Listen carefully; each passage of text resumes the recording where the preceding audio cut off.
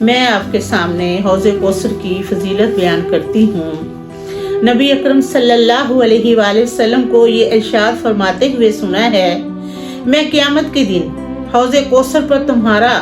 میزبان ہوں گا، جو اس تک پہنچے گا وہ اس کا مشروب پیے گا، اور جو اس کا مشروب پیے گا اسے کبھی پیاس محسوس نہیں ہوگی۔ کچھ لوگ اس تک پہنچنے کی کوشش کریں گے، میں ان سے واقف ہوں گا اور وہ مجھ سے بھی واقف ہوں گے، لیکن پھر میرے اور ان کے درمیان کوئی رکاوٹ ڈال دی جائے گی۔ میں عرض کروں گا، اللہ تعالیٰ یہ میرے ماننے والے ہیں، میری امت سے تعلق رکھتے ہیں، تو یہ کہا جائے گا کیا تمہیں علم نہیں ہے کہ انہوں نے تمہارے بعد کس طرح کے عمل کیے؟ اللہ تعالیٰ کی قسم تمہارے بعد یہ ایڑیوں کے بل اپنے دین سے پھر گئے تھے، نعوذ باللہ۔ حضرت سبحان رضی اللہ عنہ نبی اکرم صلی اللہ علیہ وآلہ وسلم کا یہ فرمان نقل کرتے ہیں، میں اپنے حوض کوثر کے کناروں سے اہل یمن کے لیے اپنے عصا کے ذریعے لوگوں کو ہٹا دوں گا،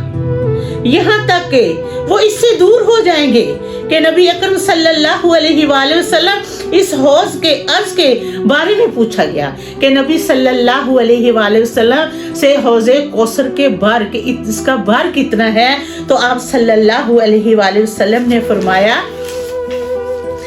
حوض کوثر کا بار اتنا ہے کہ حوض کوثر سے لے کر عمان تک کا فاصلہ جتنا ہے۔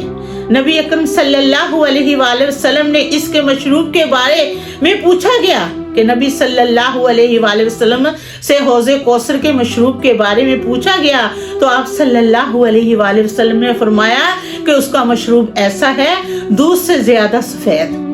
اور شہد سے زیادہ میٹھا ہے، اور اس میں جنت کے 2 نالے گرتے ہیں، جن میں ایک نالا سونے کا ہے اور ایک نالا چاندی کا ہے۔ نبی اکرم صلی اللہ علیہ وآلہ وسلم نے ارشاد فرمایا، تم اس حوض کوثر کے پاس آسمان کے ستاروں کی تعداد کے برابر سونے اور چاندی کے برتن دیکھو گے کہ برتن کتنے بڑے ہوں گے، ستاروں کے برابر۔ اور پھر نبی صلی اللہ علیہ وسلم نے فرمایا کہ جو میرا حوض کوثر کا مشروب پیے گا اسے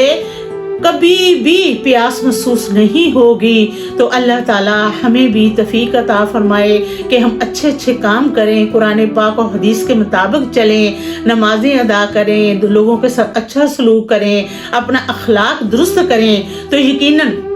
آپ صلی اللہ علیہ وآلہ وسلم ہماری سفارش فرمائیں گے اور ہمیں حوض کوثر سے ہٹایا نہیں جائے گا انشاءاللہ۔